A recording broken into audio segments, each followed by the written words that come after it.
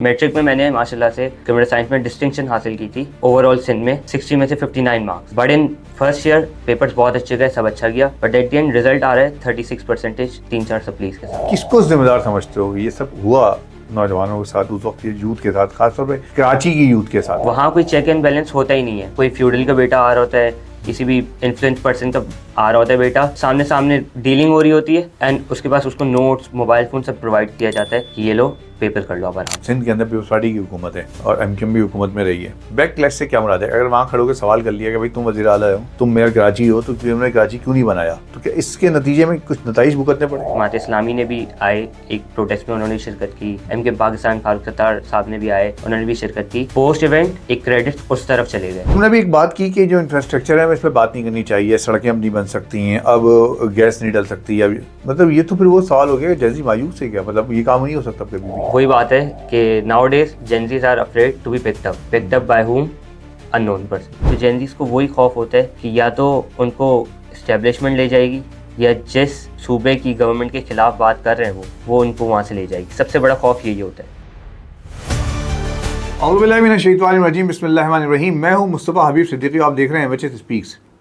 मैं अमूमन अपने यहाँ जो गेस्ट बुलाता हूँ वो कोई ना कोई किसी न किसी शख्सियत, कोई नामवर शख्सियत होती है।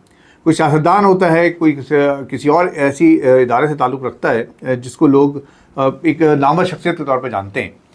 लेकिन आज मैंने अपने स्टूडियो में एक ऐसे नौजवान को बुलाया है जो कि जेनजीज़ की नुमाइंदगी करता है, और मेरा मकसद ये है कि वो नौजवान, वो यूथ जो इस वक्त हमारे पास 60 से 65% है, वो क्या सोच रहा है इस मुल्क के बारे में।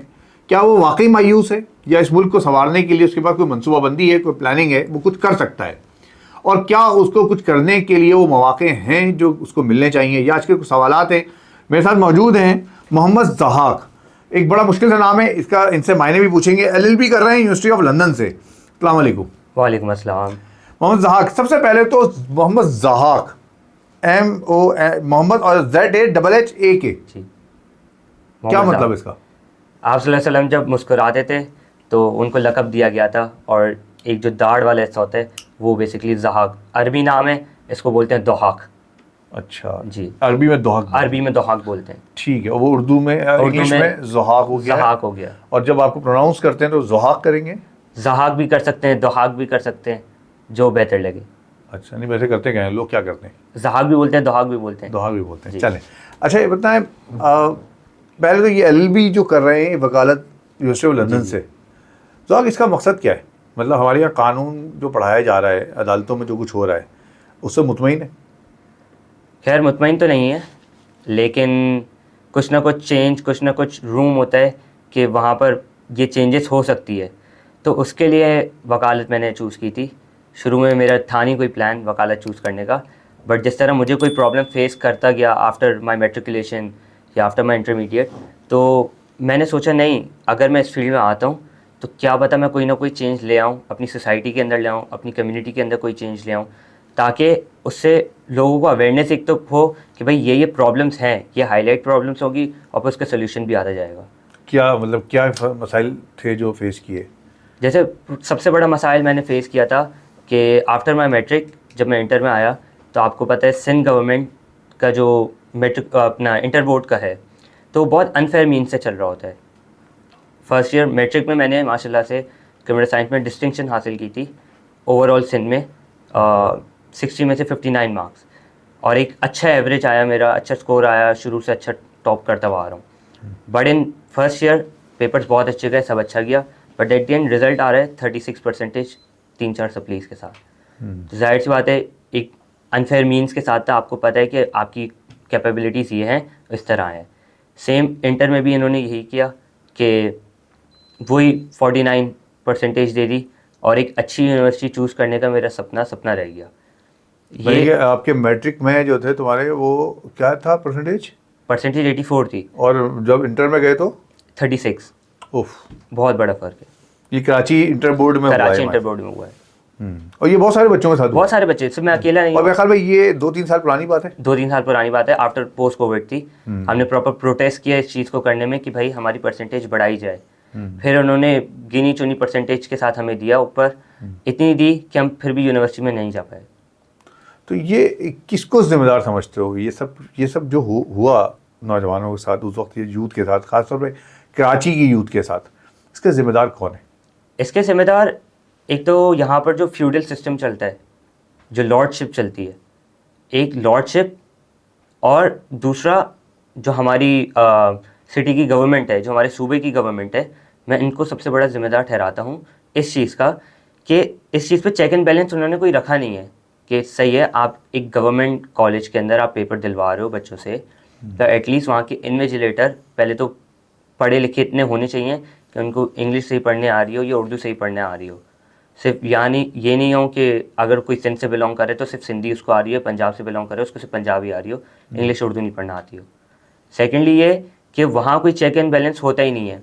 वहाँ कोई भी आता है, किसी भी कोई फ्यूडल का बेटा आ रहा होता है, किसी भी बड़े इन्फ्लुएंस पर्सन का आ रहा होता है बेटा, और सामने सामने डीलिंग हो रही होती है, एंड उसके पास उसको नोट्स, मोबाइल फ़ोन सब प्रोवाइड किया जाता है कि ये लो पेपर कर लो आप आराम से, और ये एक बहुत अनफेयर मीन्स क्रिएट करता है। ये कराची में ये हर नौजवान ये बात सोच रहा है कराची का ना, वो क्या है उसका, तुम्हारे अंदर क्या महसूस होता है? मतलब तुमने देखा तुम्हारे साथ ये नाइंसाफ़ी हुई है, इसके बाद महसूस क्या किया? दो रास्ते थे ना, एक रास्ता ये था कि मैं कहाँ जाऊँ, उठाऊँ हथियार और बस ठीक है लड़ना शुरू कर दूँ। तुमने कौन सा रास्ता इख्तियार किया? सबसे पहले हमने जो रास्ता इख्तियार किया था, हमारे साथ और भी स्टूडेंट्स हैं, हमने सबको गैदर की और एक जो प्रॉपर वे है फ्रीडम ऑफ राइट की तरह हमने उसको प्रोटेस्ट किया, उस चीज़ के ख़िलाफ़ गया, उस चीज़ को प्रोटेस्ट किया। अराउंड 40 डेज़ हमने प्रोटेस्ट चलाया, प्रेस क्लब से लेकर जौहर, नाज़िमाबाद, बोर्ड ऑफिस के बाहर हर जगह प्रोटेस्ट चलाया जो हमारा फ्रीडम वाला था। इसके अंदर बहुत सारी कैजुअलिटीज़ भी हुई। जब हमने प्रोटेस्ट किया तो हमारे पास आंसू गैस की शेलिंग भी हुई, इंटरबोर्ड के बाहर, इंटरबोर्ड के बाहर भी हुई, बाकी जगहों पर भी आंसू गैस की शेलिंग हुई। पुलिस जो थी उस वक्त तो वो भी काफ़ी ज़्यादा हार्श हुई थी बच्चों की तरफ, और ये हुआ। फिर एट दी एंड जब प्रेशर इतना ज़्यादा बिल्डअप हो गया, जाहिर सी बात है सिर्फ एक बच्चा नहीं है, 500 बच्चे, 1000 बच्चे, 5000 बच्चे, जब प्रेशर बिल्डअप हुआ तो उन्होंने उसको साइडलाइन करने के लिए थोड़ी थोड़ी परसेंटेज बांटना शुरू कर दी। तो इसका जिम्मेदार कौन है, मतलब इस सारे हालात का? तुम्हें कितने बच्चे थे जिन्होंने 80% इतनी हासिल की और उनके बाद नहीं कम हुई, कुछ अंदाज़ा है? मैं अगर अपनी पर्सनल स्कूल से बात करूं, जो मैट्रिक में मेरी क्लास में थे, अगर क्लास में 40 बच्चे थे तो अराउंड 32-33 बच्चों ने इस तरह हमारा ड्रॉप आया है। 33 बच्चों जी, को? और बाकी का वही मतलब 70-75 के परसेंटेज में आ गई, रेंज में आ गई, बाकी सबका बहुत ड्रॉप आया है। तो इसमें क्या नाम है, हम नौजवान की बात करते हैं, नौजवान जब ये अच्छी बातों से तुम्हें गुजरते हो जी, तो सियासी पार्टियां जो हैं, जो इधर कराची के अंदर हो या पाकिस्तान भर की सियासी पार्टियां हों, कोई सियासी पार्टी ऐसी है जिसने कहा हो कि यार ठीक है मैं खड़ा हुआ हूँ तुम्हारे साथ? देखिए, कहने के लिए तो सारी सियासी पार्टी आ जाती है कि हम खड़े हैं आपके साथ, हम खड़े हैं। अब चाहे वो पीपल्स पार्टी क्यों ना हो, वो भी कहती है हम खड़े हैं आपके साथ, जमात इस्लामी भी कहती है, एमकेएम पाकिस्तान भी कहती है हम खड़े हैं आपके साथ। जो कराची के अंदर इनका इन्फ्लुएंस थोड़ा ज़्यादा है, लेकिन एट दी एंड अगर आप देखें तो उससे स्टूडेंट्स को बेनिफिट नहीं मिल रहा होता। सब कहते हैं ठीक है हम खड़े हैं, but at the time of protest, ये प्रोटेस्ट की जो बाद की चीज़ें होती हैं या जो बाद की एक्शंस होते हैं, उसके अंदर हमें कोई बेनिफिट मिल नहीं रहा होता या हमें कोई क्रेडिट मिल नहीं रहा होता। फॉर एग्जांपल जैसे मैंने बताया, हमने प्रोटेस्ट किया, प्रोटेस्ट के अंदर जमात इस्लामी ने भी आए, एक प्रोटेस्ट में उन्होंने शिरकत की, एमकेएम पाकिस्तान फारूक सत्तार साहब ने भी आए, उन्होंने भी शिरकत की, बट पोस्ट इवेंट एक क्रेडिट उस तरफ चले गए कि ठीक है ये हमारी वजह से हुआ है। बट इफ़ आप बैक एंड पे देखें तो वो बच्चे ही थे जिन्होंने व्हाट्सएप के ग्रुप्स बनाए, पूरी रात बैठ के प्लानिंग की कि भाई इस तरह हमें पीसफुल प्रोटेस्ट लेके चलना है, कोई यहाँ पर ना वेपन होगा ना कुछ, कोई मसला नहीं हो, प्रॉपर सिक्योरिटी बनाई उन्होंने करके। तो वो जो क्रेडिट ड्यू होते हैं ना बच्चों के, जो लीडर बनाते हैं एक बच्चे को, जेंजी बच्चे को लीडर बनाते हैं, वो क्रेडिट्स खा जाते हैं ये पॉलिटिकल पार्टीज। नहीं तो ये जो पॉलिटिकल पार्टीज़ हैं ये भी तो कहती हैं हम यूथ को एड्रेस कर रहे हैं, यूथ के लिए कर रहे हैं सब कुछ, तो क्या फ़ायदा हुआ उनको एड्रेस करने का? देखिए, वो जो यूथ के लिए करते हैं तो बेसिकली अपना कल्ट बिल्ड करने के लिए करते हैं वो। अगर आप पीटीआई को देख लें, जमात इस्लामी को देख लें, एमकेएम पाकिस्तान को देख लें, यूथ के लिए कर रही हैं, ठीक है, बनो काबिल प्रोग्राम निकाला है, बहुत अच्छा निकाला है, बट एट दी एंड आप वो चीज़ इसलिए कर रहे हो क्योंकि आपको अपना पॉलिटिकल इन्फ्लुएंस स्ट्रॉन्ग करना है और एक कल्ट बिल्ड कर देना है। कल्ट बिल्ड मतलब अंधाधुंध बिल्ड होता है कि अगर आप सही भी कर रहे हो या गलत भी कर रहे हो, ठीक है, सोचना नहीं है। वो आपको इतना इन्फ्लुएंस कर देते हैं कि हाँ भाई इन्हीं को आपको सपोर्ट करना है, कुछ भी हो जाए, चाहे सही हो गलत हो कुछ भी हो। अच्छा, आज का जयंती जो है, तुम नौजवान हो, तो तुम्हारी उम्र 20-22 साल ऐसी होगी कुछ? 20 साल। 20 साल। तुम लोग चाहते हो सवाल करना, ठीक है, तो तुम्हें नहीं लगता कि सियासी पार्टियां तुम्हें सवाल करने का मौका देती हैं? देखिए, सियासी पार्टी सवाल करने का मौका देती है उस सूरत में जब सवाल उनके बेनिफिट में हो। अगर कोई हम ऐसा सवाल करें जिनसे उनका रिप्लाई बहुत अच्छा आ रहा है और पॉजिटिविटी की तरफ है, जिससे मतलब उनकी पार्टी को पॉजिटिव रिस्पांस मिल सकता है या एक पॉजिटिव रिस्पांस फ्रॉम पब्लिक मिल सकता है, तो वो इस सवाल को इंडोर्स करती है। बट एज सून एज हम कोई क्वेश्चन ऐसा रेज करते हैं, लैक ऑफ इंफ्रास्ट्रक्चर पे करते हैं, या रिसेंट इंसिडेंट्स जो होते हैं, स्ट्रीट क्राइम्स हो गई, डेवलपमेंट्स हो गई जितनी कराची के अंदर हो रही हैं या ओवरऑल पाकिस्तान में, उसके ऊपर जब आप सवाल रेज करते हो तो बहुत ज़्यादा बैकलैश आता है। बैकलैश से क्या बना है? कभी ऐसा हुआ कि किसी मिसाल के तौर पर कराची के अंदर, सिंध के अंदर पीपल्स पार्टी की हुकूमत है और सूबाई गवर्नमेंट जो है, और MQM भी हुकूमत में रही है, बैकलैश से क्या मुराद है? अगर वहाँ खड़े होकर सवाल कर लिया कि भाई तुम वज़ीर आला हो, तुम मेयर कराची हो, तो तुमने कराची क्यों नहीं बनाया, या तुम मेयर रहे हो, तुम वज़ीर रहे हो, तो क्या इसके नतीजे में कुछ नताइज भुगतने पड़े? देखिए, नताइज भुगतने पड़ते हैं। वही बात है कि nowadays Gen Zs are afraid to be picked up by whom, unknown person. अब आप आइडेंटिफाई कर ही नहीं सकते वो कौन है वो आइडेंटिफाई कर ही नहीं सकते। अब मसला ये है कि देखें, जेंजीज को भी समझना पड़ेगा एक दो चीज़ों के हवाले से कि सही है, सवाल करें, बहुत अच्छी बात है, बट हमें पता है कि कराची के अंदर पास में MQM भी रही है, पीपल्स पार्टी का भी अच्छा खासा रहा है दौर हुकूमत। जो ग्रास रूट लेवल की चीज़ें थी वो अब बेहतर नहीं हो सकती। फॉर एग्ज़ाम्पल, अगर गैस का मसला है, पानी का मसला है, बिजली का मसला है, तो एक ग्रास रूट पे था। हमें इस पे क्वेश्चन करते करते करते करते हम अपना खुद का एक टाइम एनर्जी वेस्ट कर रहे हैं। What we can question on जो अभी जो नया इंफ्रास्ट्रक्चर जैसे आ रहा है, फॉर एग्ज़ाम्पल अभी ई चालान जैसे लगा, ठीक है, चालान बहुत ज़्यादा थे, हम क्वेश्चन कर सकते हैं इस चीज़ को, बाकी चीज़ों को क्वेश्चन कर सकते हैं। जेन को समझना है कि ये चीज़ें क्वेश्चन करने वाली हैं, यस, लेकिन एक और चीज़ भी यही है कि जब जेन क्वेश्चन करता है तो पॉलिटिकल इन्फ्लुएंस इतना ज़्यादा होता है कि या तो उसको क्वेश्चन करने से रोक दिया जाता है या फिर आगे कॉन्सिक्वेंसेस बहुत अजीब से होते हैं। तो ये तुम्हें खौफ क्यों है? कभी देखा अपने अतराफ़ में किसी के साथ ऐसा वाक़या होता हुआ? एतराफ़ में देखा है, 2-3 तरीक़ों से देखा है कि अगर कोई दूसरी पॉलिटिकल पार्टी को सपोर्ट करता हो, एक अच्छे लेवल पे पॉलिटिकल पार्टी को सपोर्ट करता हो, तो उसको शैडो बैन पड़ जाता है। सोशल मीडिया, क्योंकि आजकल जेनज़ीज़ बहुत ज़्यादा सोशल मीडिया यूज़ करते हैं, इंस्टाग्राम और टिकटॉक वगैरह, वहाँ से शैडो बैन पड़ता है। अब चाहे उसकी सोर्स ऑफ फंडिंग वहीं से आ रही हो, कुछ भी आ रही हो, बैन पड़ गया। फिर उसके बाद वही बात आ गई, अननोन पर्सनस वाली बात आ गई कि अननोन पर्सन वेल ड्रेस में होता है, ठीक है, और वही कॉन्सिक्वेंसेस हो गए। अब कौन करवा रहे, क्या कैसे करवा रहे, वो हमें नामालूम नहीं पता। अफराद जो हैं, अफराद है, ये उनसे खौफ रहता है। उनसे ठीक। बहुत ज़्यादा खौफ रहता है। ठीक है। जो तुमने भी एक बात की कि जो इंफ्रास्ट्रक्चर है, इस पर बात नहीं करनी चाहिए, सड़कें अब नहीं बन सकती हैं, अब गैस नहीं डल सकती, अब मतलब ये तो फिर वो सवाल हो गया कि जैसी मायूस है क्या, मतलब ये काम नहीं हो सकता कभी भी? देखिए, जेनज़ीज़ मायूस इस वजह से हुए थे, इसमें दो चीज़ें मैं कहता हूँ कि जो हमारे जो बाप दादा वगैरह, वो जो जनरेशन आ रही है, मिलेनियल जनरेशन आ रही है, तो ये थोड़ा उनका फ़र्ज़ बनता था उस वक्त के लिहाज से कि उस वक्त ये सवाल रेज़ करें, उस वक्त गवर्नमेंट को अकाउंटेबल ठहराएं कि भाई ये आप लोग की तरफ से इशू आ रहा है।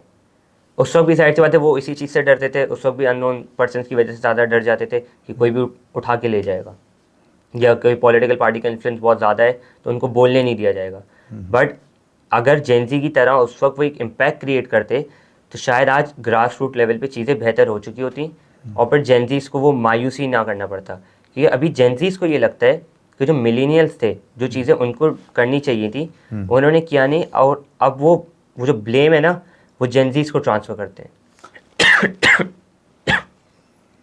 ये जैसे क्या नाम है, हम अभी तुमने उनकी बात कर ली, हमारी बात कर ली, ठीक है ना, हमारी बात कर ली तुमने।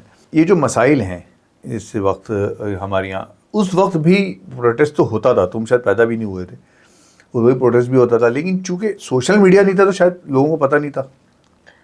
नहीं, मुझे ये लगता है पर्सनली कि उस वक्त के प्रोटेस्ट में आज से ज़्यादा इन्फ्लुएंस होता था। ठीक है, अभी के प्रोटेस्ट में सही है, पूरे पाकिस्तान तक खबर फैलती है, किसके ज़रिए फैलती है? सोशल मीडिया के थ्रू फैलती है। तो उस वक्त तो सोशल मीडिया नहीं था। उस वक्त सोशल मीडिया नहीं था, लेकिन जब आपके पास उस वक्त रेडियोस थे, टीवीज़ थे, न्यूज़पेपर, क्योंकि सबसे ज़्यादा वाइडली यूज़ आपका न्यूज़पेपर होता था, और आपके पास कराची के अंदर मखसूस जगह होती थी, जैसे नुमाइश हो गया, प्रेस क्लब हो गया। जब यहाँ प्रोटेस्ट होता था, अच्छी बड़ी तादाद आती थी और एरिया बंद होता था पूरा, पूरे वही बैरिकेड्स वगैरह वो सब लग रहे हैं। उस वक्त के लिहाज से वो इन्फ्लुएंस बहुत ज़्यादा फैल चुका होता था। वो खबर सिर्फ ना कराची में रहती थी, बल्कि पूरे पाकिस्तान में फैलती थी। उनको पता था चाहिए कराची में ये हो रहा है, कोई भी प्रोटेस्ट हो रहा है, ठीक है, पता चल गया भाई कराची में हो रहा है। कोई बस जला दी उन्होंने, पता चल गया पूरे पाकिस्तान में। अब सही, अब थोड़ा फास्टर वे हो गया है, लेकिन उस वक्त के लिहाज से वो इन्फ्लुएंस काफ़ी स्ट्रॉन्ग था। नहीं, मतलब ये कि हम बात कर रहे हैं, जैसे अभी दूसरे ममालिक में हमारे पास नेपाल की मिसाल हमारे पास है, बांग्लादेश की मिसाल हमारे पास है, श्रीलंका की है, जहाँ जेनजीज बाहर निकले हैं और उन्होंने हुकूमतें तब्दील कर दी हैं इस वक्त। इंडिया के अंदर अभी एक लड़की सहर शेख बहुत मशहूर हो रही है, जो कि जिसने मजलिस मुस्लिमीन जो है उससे इलेक्शन लड़ा और जीत गई। वो 20-22 साल की बच्ची है वो। तो जेनजीज तो किरदार अदा कर रहे हैं उन जगहों पे, निकले हैं, उन्होंने काम कर दिया था। तो हमारे यहाँ जो मुल्क में जेनजीज हैं वो अपना किरदार क्यों नहीं अदा कर रहे हैं? हमारे यहाँ के जेनजीज पॉलिटिकली बहुत ज़्यादा डिवाइड, एक पॉलिटिकली भी डिवाइड हो चुके हैं, क्योंकि जेनजीज के भी दो पार्ट, एक पॉलिटिकली डिवाइड हो चुके हैं और एक हैं जो पॉलिटिक्स को मानते ही नहीं है एक तरीके से। वो उनको पता है कि सही है, कोई पॉलिटिकल पार्टी सही नहीं है, सब मिस्टेक्स करती हैं, ठीक है, और कोई ना कोई कहीं ना कहीं जगह पर अकाउंटेबल ठहराते हैं। कुछ जेनजीज जो हैं वो पॉलिटिकल पार्टीज़ में इतना ज़्यादा डिवाइड हो चुके हैं। फॉर एग्जाम्पल, अगर आप सिंध में रह रहे हैं, कराची में रह रहे हैं, तो आपको पता है कि मेजॉरिटी जो हमारे जेनजीज हैं वो जाते हैं पीपल्स पार्टी की तरफ। फिर आपके पास आ गया जमात इस्लामी, एंड देन आपके पास एमकेएम पाकिस्तान, और फिर फॉलोइंग पीटीआई वगैरह, इनमें आप डिवाइड हो चुके होते हो। तो वो जो डिवाइड हुए हुए हैं, क्यों डिवाइड हुए हैं? एक तो सिंध सूबा है, जाहिर सी बात है, तो इसकी वजह से हम डिवाइड हुए हुए हैं। अगर आप सिंध में, जाहिर सी बात है, सिंधी ज़्यादा, तो पीपल्स पार्टी का जोर ज़्यादा है। Same goes with Punjab side, अगर आप देख लें तो पंजाब मेजॉरिटी 90% मैं कहता हूँ मुस्लिम लीग नून की तरफ है वो। तो हम आपस में ही इतना ज़्यादा डिवाइड हो चुके हैं कि अगर हमने एक वक्त पे सोचा कि भाई रिवॉल्ट करते हैं अगेंस्ट एनीवन, कोई भी political party, for example government लेते हैं, अगर हम उनके अगेंस्ट रिवॉल्ट करना चाह रहे हैं, तो हम वो रिवॉल्ट कभी सक्सेसफुल बना ही नहीं पाएंगे, क्योंकि हम डिवाइड हो चुके हैं बहुत ज़्यादा। नहीं, ऐसा नहीं हो सकता कि जो पॉलिटिकल पार्टीज है पहले उसके अंदर जेनजीज घुस के और वहाँ अपने आप को मनवाएं कि एक जगह खड़े हों, वहाँ पे आके कोई लीडरशिप पे जाए? ये बहुत अच्छा तरीका है, क्योंकि अब मुझे पर्सनली भी ये लगता है कि फॉर एग्जाम्पल जो बच्चा लॉ की फील्ड में आ रहा है, अगर आप उससे आज पूछो कि आगे क्या करना है, तो उसका सबसे पहले ये होता है कि हमें पार्लियामेंट में जाना है। पार्लियामेंट में जाना है, किसी भी पॉलिटिकल पार्टी के थ्रू जाना है, बट पार्लियामेंट हमें ज्वाइन करनी है, या आपकी सूबाई असेंबली वगैरह में ज्वाइन करनी है। क्यों ज्वाइन करनी है? वो बोलते हैं सही है, ग्रास रूट लेवल पे चीज़ें सही नहीं हो सकती, लेकिन हम जाएँ, हमारा जेनजी का इन्फ्लुएंस क्रिएट करें, और जो बहुत पुराना एक ओल्ड सोच वाला इन्फ्लुएंस आ रहा है उसको ख़त्म करने की करें। एक दफ़ा जेनजी कोई आता है पॉलिटिकल पार्टी के अंदर या असेंबली में आता है, तो उसका इन्फ्लुएंस से बाकी जेनजी भी मोटिवेट होते हैं, और वो भी फिर ट्राई करते हैं, ठीक है हम भी लड़ते हैं, हम भी लड़ते हैं। अब इलेक्शन जीत गए, वही आ गए उसमें। ठीक है, जेनजीज की हम बात कर रहे हैं, मायूसी की भी बात हो रही है, उनके अंदर तहरीक की भी बात हो रही है, वो सोच भी रहे हैं, बहुत सारी बातें आ रही हैं अपनी जगह। लेकिन अगर मैं कहूँ कि यार जेनजीज का खुद का अपना अमल जो है वो संजीदा नहीं है, तो सही नहीं है। लेकिन जेनजीज वही बात है कि जेनजीज बहुत सारी चीज़ों से डर जाती है। किन चीज़ों से? क्वेश्चन अगर कोई रेस कर दिया, या कोई एक ऐसा स्टेप ले लिया कि उनको पता है कि ये स्टेप हमारे लिए नुकसानदेह है, क्योंकि आजकल जो जेनजीज हैं वो कुछ हैं जो पेरेंट्स से बहुत ज़्यादा करीब हैं, कुछ हैं जो पेरेंट्स से दूर हैं, लेकिन एट दी एंड उनको अपने पेरेंट्स की फ़िक्र होती है। वो अगर किसी चीज़ में इतना ज़्यादा इन्फ्लुएंस क्रिएट हो रहा होता है उनका, उनको पता है आगे कॉन्सिक्वेंसेस होंगे, तो एक तो प्रेशर ऊपर से, जो ऊपर हायरार्की बनी हुई है उससे प्रेशर आता है कि सही आप पॉलिटिकल पार्टी में आप कोई सीट लड़ रहे हैं, फॉर एग्जाम्पल आप सदर से लड़ रहे हैं, NA 247 जो भी आपको पड़ रहा है, आप लड़ रहे हैं वहाँ से, जेनजी आपको मौका चाहिए, आपके साथ 100 लोग हैं, लेकिन जो सामने आपके बंदा है या आपकी ही पार्टी का कोई बंदा है, बड़ा है आपसे, तो वो प्रेशर आप पे इतना क्रिएट कर देता है कि आपको अपनी सीट से विड्रॉ करना पड़ जाता है। मतलब सियासी पार्टी के अंदर भी जेनजी को मौका नहीं मिल रहा? अंदर मौका नहीं मिल रहा, और अगर आप विड्रॉ नहीं करते, अगर आप कहते हैं कि नहीं मैं करूँगा, मैं स्टैंड करूँगा, वही बात आ गई, फिर वही आपको कॉन्सिक्वेंसेस फेस करने पड़ जाते हैं। इनसाइड पॉलिटिकल पार्टीज़ भी बहुत सारी चीज़ें चल रही होती हैं। तो इसका मतलब तो ये है कि जनती जो कोशिश कर रहा है, जैसे तुम कह रहे हो कि हम चाहते हैं पार्लियामेंट में पहुंचना, तो रास्ता तो उसका यही है ना, रास्ता या तो एक अलग पार्टी बनाए जनती। रास्ता यही है, अलग पार्टी बनाना भी एक ऑप्शन है, बट वही बात है कि जेनजीज के अंदर अब हर कोई लीडर बनना चाहता है। आपके पास कोई एक लीडर नहीं आएगा। अगर कोई लीडर आ रहा है, फॉर एग्जांपल कि कोई रिवॉल्ट आ रहा है जेनजीज में और एक लीडर बनता जा रहा है, तो हमारे पास माशाल्लाह से जो पॉलिटिकल पार्टीज़ हैं या हमारे पास जो दूसरे सोर्सेज हैं, वहाँ से इतना प्रेशर आ जाता है कि बैठना पड़ जाता है। अगर नहीं करते तो फिर जेनजीज को मार दिया जाता है, मार दिया जाता मार दिया जाता है। मतलब मुझे ये समझ में नहीं आ रहा कि इतना ज़्यादा खौफ क्यों है। मतलब हमने भी वक्त गुजारा है और इस शहर कराची में वो वक्त गुजारा है जिस दिन में एक दिन में 45 लाशें निकला करती थी। तो इतना खौफ तो नहीं था हमारा जो आज जल्दी में नज़र आ रहा है। जैन जी ने जो स्टोरी सुनते हुए आ रही थी कि पास में जितना कराची के अंदर पिछले 40 साल में जो भी चलता हुआ आ रहा था, एक उसका खौफ अच्छा खासा बिल्डअप हो चुका है ऑलरेडी। जाहिर सी बात है, हमारे पेरेंट्स ने सब फेस किया है, जैसे आपने भी फेस किया, हमारे पेरेंट्स ने सब देखते हुए आ रहे हैं, सब फेस करते हुए आ रहे हैं। पेरेंट्स का प्रेशर भी एक आ रहा होता है कि नहीं बेटा ये नहीं करना, क्योंकि उनको पता है कॉन्सिक्वेंसेस होंगे। अब चाहे वो सेम पॉलिटिकल पार्टी नहीं कर रही हो जो आज से 40 साल पहले कर रही थी, बट हमारे दूसरी पॉलिटिकल पार्टीज़ हैं जो करती है ये सब। तो बस वो जो डर एक जेनजी के अंदर बैठ चुका है कि अपने माँ बाप को ना खो दें, इनको ना खो दें, बस वो डर है कि आजकल के जो जनरेशन के लोग हैं वो ज़्यादा इमोशनल हैं, इमोशनली बहुत ज़्यादा फंस चुके हैं अंदर ही कि वो उस मैट्रिक उस लूप से बाहर नहीं आ पाते। सेम एक चीज़ है कि अगर कोई क्रिकेट मैच देख रहा है, पाकिस्तान की मिसाल, कि पाकिस्तान टीम से और यह क्रिकेट मैच से पाकिस्तान ने इमोशन जोड़ चुकी है। हालांकि ये गेम इमोशंस का नहीं है, एक स्पोर्ट है जो आपको देखना है, एंजॉय करना है, हार जीत होती है, पर हम उसको इमोशन को इतना ले लेते हैं कि अगर हमारे पड़ोसी मुल्क जीत रहे हैं, प्रॉपर सेलिब्रेशंस हो रही है, फायरवर्क्स वगैरह हो रहे हैं, सब हो रहे हैं, हम हार रहे हैं तो बिल्कुल शोक बना दिया, बहुत एक्सट्रीम लेवल पे हम उसको फिर प्रोटेस्ट करना शुरू कर देते हैं सोशल मीडिया के ऊपर। तो वो इमोशंस के अंदर हम ट्रैप हो चुके हैं और उससे बाहर नहीं आ पा रहे। तो यही वजह है। अच्छा, वैसे तुम्हारे पास, अगर मैं कहूँगा यार एज ए नौजवान तुम्हारे पास क्या प्लान है, तुम किस तरह, मैं कहता हूँ यार मैं आज उठा के ज़ाक को पार्लियामेंट में पहुँचा देता हूँ, अब ज़ाक के पास क्या प्लान है, किस तरह पाकिस्तान गवर्नमेंट चलाएगा, पाकिस्तान की असम्बली किस तरह चलेगी, ये इंफ्रास्ट्रक्चर कैसे सही होगा, क्या है प्लानिंग, क्या है? देखिए, सबसे पहले तो यही है कि जो हमारे इंफ्रास्ट्रक्चर है ऑलरेडी, हमें उसको चेक करना है कि कौन सा, एक तो बहुत ज़्यादा एक्सट्रीम लेवल पे अगर कोई चीज़ ख़राब हुई भी है and it's of no use, तो उसको डिमोलिश कर दिया जाए। ठीक है, कोई ऐसा लॉ है, कोई भी एक ऐसा एक्ट है या कोई इंफ्रास्ट्रक्चर के हवाले से, जैसे हमने बता दिया कि कोई चीज़ नो यूज़ की है, तो आप उसको डिमोलिश करें और उसकी जगह एक न्यू लाएँ। जैसे हमारे पास जो हमारी लॉ शेयरिंग कमेटी हो गई, तो पार्लियामेंट के अंदर बैठे हुए, क्योंकि ज़ाहिर है पार्लियामेंट में बैठे हुए हैं, उनका भी एक्सपीरियंस होता है और आपकी गवर्नमेंट वगैरह का भी सब होता है, वो सब मिल बांट के मुशावरत करके करती है, बिल पास करती हैं। तो और दूसरी चीज़ ये है कि जेन ज़ी को जिस तरह एम्पावर किया जाए, ख़ास तौर पे हमारे यहाँ जो फीमेल है उनको किस तरह से एम्पावर किया जाए, क्योंकि पाकिस्तान में एक चीज़ पॉजिटिव बहुत अच्छी हो रही है, एक से ज़्यादा होती है, बट ये चीज़ अच्छी है कि आजकल वुमेन की पावरमेंट बहुत अच्छी हो रही है। ख़ास तौर पे आजकल जेन ज़ीज़ में, पहले इतना नहीं होता था, कि अब जेन ज़ीज़ में आप वुमेन को देखेंगे तो गाड़ी, बाइक का ज़्यादा कल्चर आना शुरू हो गया है। अब चाहे आपकी 70 सीसी की बाइक हो या 200 सीसी की बाइक हो, वुमेन चला रही है, वुमेन उस फील्ड में आ चुकी है।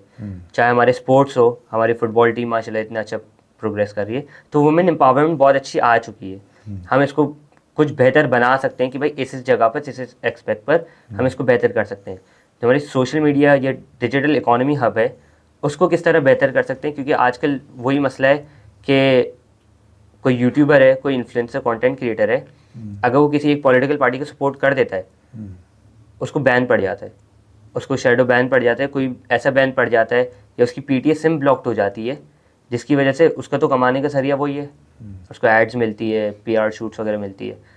तो वो जो चीज़ है, उस चीज़ को चेंज करना कि भाई ये चीज़ एक्सेसिबल हो ईज़िली इन कम्युनिटीज़ के लिए। वैसे कभी सोचा, कभी बैठ के इस बारे में कि मतलब ये माहौल, ये माशरा, ये सोसाइटी हमारी जो है, इसने मुझे दिया क्या है और मैंने इनको क्या दिया है? मैंने सोचा, क्योंकि मैं बिलोंग करता हूँ मेमन कम्युनिटी से, तो सबसे पहले मेरे लिए पाकिस्तान मदरलैंड के बाद मेरी कम्युनिटी आती है। मैं उधर से देखते हुए चलता हूँ कि मेरी कम्युनिटी ने मुझे क्या दिया और मेरी कम्युनिटी ने पाकिस्तान को क्या दिया, क्योंकि मेमन कम्युनिटी की पाकिस्तान के साथ बहुत पुरानी हिस्ट्री है। सर अब्दुल्ला हारून ब्लैंक चेक जैसे कायद आज़म को दिया उन्होंने, और अभी भी अगर मैं देखूँ कि इंफ्रास्ट्रक्चर बेहतर करने में हम लोग अपना कितना इनपुट दे रहे हैं।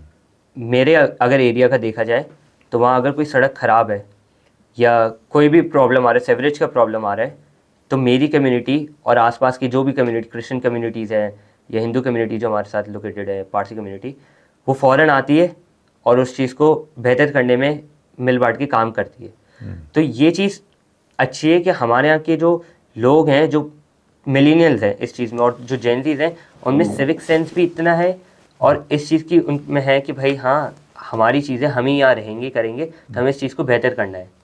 But at the other hand अगर मैं देखा जाए तो लोग गवर्नमेंट को बहुत सारी चीज़ों पे वो करते हैं कि गवर्नमेंट की वजह से ही हुआ है, ब्लेम करते हैं, बट हमारे अपने में ही वो चीज़ की या नॉलेज है।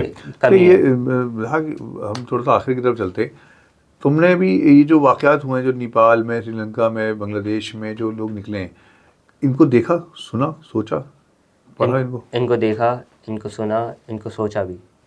इनको वही बात हो गई कि वो एक यूनाइटेड हो गए, फुल यूनिटी के साथ आए। जैसे बांग्लादेश में एक हिस्टोरिकली सबसे पहला और बहुत बड़ा रिवॉल्ट हुआ आज के दौर में, बल्कि सॉरी, तो वो किस तरह यूनाइट हुए थे अपनी गवर्नमेंट में से 2-3 इन्फ्लुएंस या उस मिनिस्ट्री को हटाने के लिए।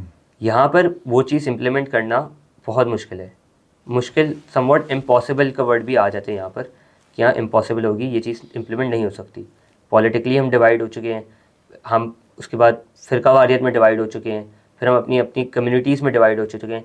तो कोई किसी को यहाँ पर ऊपर देखना नहीं चाह रहा होता, या तो वो चाहेगा मैं ही ऊपर आऊँ और सब मेरे तो नीचे आए। बांग्लादेश में भी तो मुख्तलिफ पॉलिटिकल पार्टीज़ में लोग थे, मुख्तलिफ फ़िरका परस्ती, बिल्कुल वही पोजीशन है हमारे पाकिस्तान में, अलग तो नहीं है।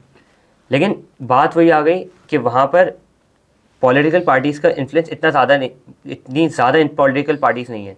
हमारे यहाँ तकरीबन 10 से ऊपर पॉलिटिकल पार्टीज़ हैं पाकिस्तान के अंदर एग्जिस्ट करती हैं, वहाँ पर इतनी है ही नहीं।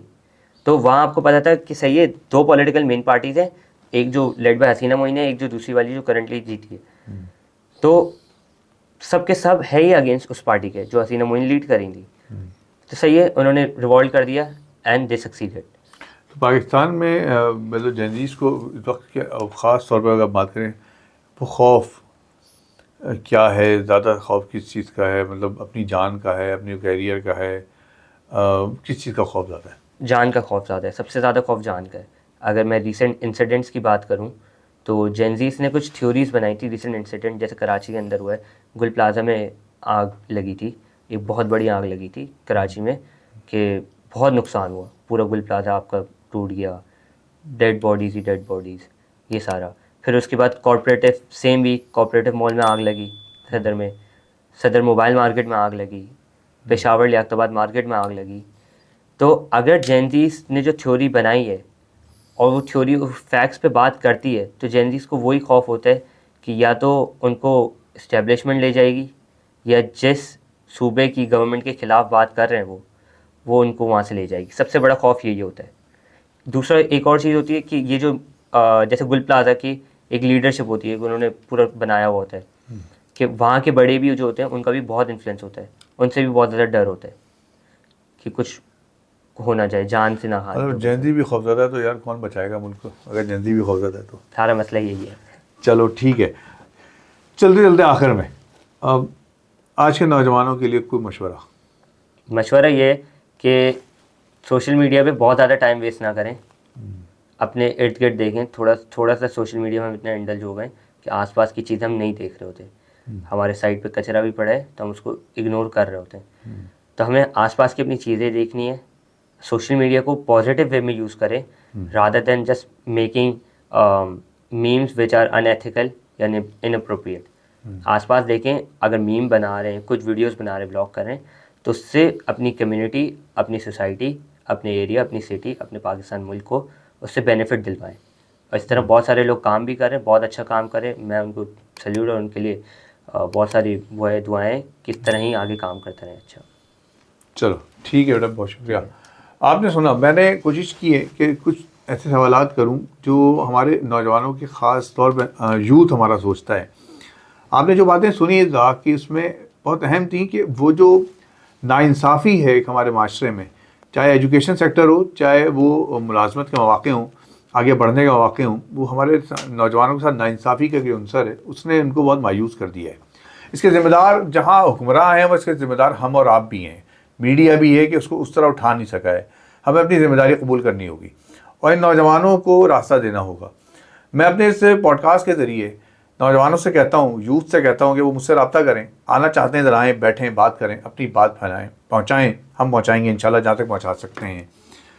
MH स्पीक को सब्सक्राइब भी करें, शेयर भी करें, कमेंट्स में इज़हार करें और ख़ास तौर पे इस पॉडकास्ट को ज़्यादा से ज़्यादा शेयर करें क्योंकि ये जेन ज़ीज़ की बात की है हमने। बहुत शुक्रिया, अल्लाह हाफ़िज़।